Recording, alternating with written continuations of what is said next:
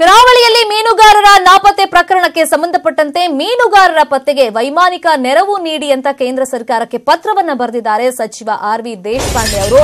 ಸುಮಾರು 25 ದಿನ ಆಗ್ತಾ ಬಂತು, ಆದ್ರೂ ಕೂಡ ಈಗ ಮೀನುಗಾರರ ಸುಳಿವು ಸಿಗ್ತಾ ಇಲ್ಲ. ಮೀನುಗಾರರ ಪತ್ತೆಗೆ ವೈಮಾನಿಕ ನೆರವನ್ನ ಈಗ ಕೇಂದ್ರ ಸರ್ಕಾರ ನೀಡಬೇಕು ಅಂತ ಮನವಿಯನ್ನ ಮಾಡಿ ಕೇಂದ್ರ ಸರ್ಕಾರಕ್ಕೆ ಪತ್ರವನ್ನ ಬರೆದಿದ್ದಾರೆ ಸಚಿವ ಆರ್.ವಿ. ದೇಶಪಾಂಡೆ ಅವರು. ಒಂದು ಕಡೆ ಕರಾವಳಿ ತೀರದಲ್ಲಿ ಮೀನುಗಾರಿಕೆಯನ್ನು ಬಂದ್ ಮಾಡಿ ಮೀನುಗಾರರು ನಿರಂತರವಾಗಿ ಹೋರಾಟವನ್ನ ಮಾಡ್ತಾ ಇದ್ದಾರೆ.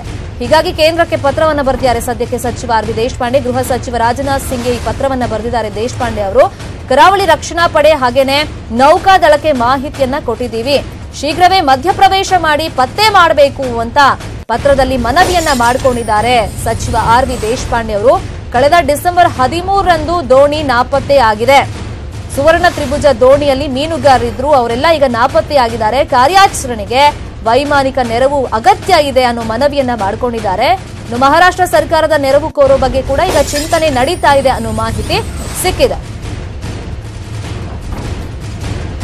ಇನ್ನು ಸಚಿವ ಸಂಪುಟದಲ್ಲಿ ಸಿಎಂಗೆ ಒತ್ತಾಯ ಮಾಡೋದಕ್ಕೆ ನಿರ್ಧಾರವನ್ನ ಕೂಡ ಈಗ ಮಾಡ್ಕೊಂಡಿದ್ದಾರಂತೆ. ಒಂದು ಕಡೆ ಮಹಾರಾಷ್ಟ್ರ ಸರ್ಕಾರದ ನೆರವು ಕೋರೋ ಬಗ್ಗೆ ಚಿಂತನೆ ನಡೀತಾ ಇದೆ, ಇನ್ನೊಂದು ಕಡೆ ಕೇಂದ್ರ ಸರ್ಕಾರಕ್ಕೂ ಕೂಡ ಈಗ ಮನವಿ ಮಾಡಿ ಒಂದು ಪತ್ರವನ್ನ ಕೂಡ ಆಲ್ರೆಡಿ ಈಗ ಸಚಿವ ಆರ್.ವಿ. ದೇಶಪಾಂಡೆ ಅವರು ಬರೆದಿದ್ದಾರೆ.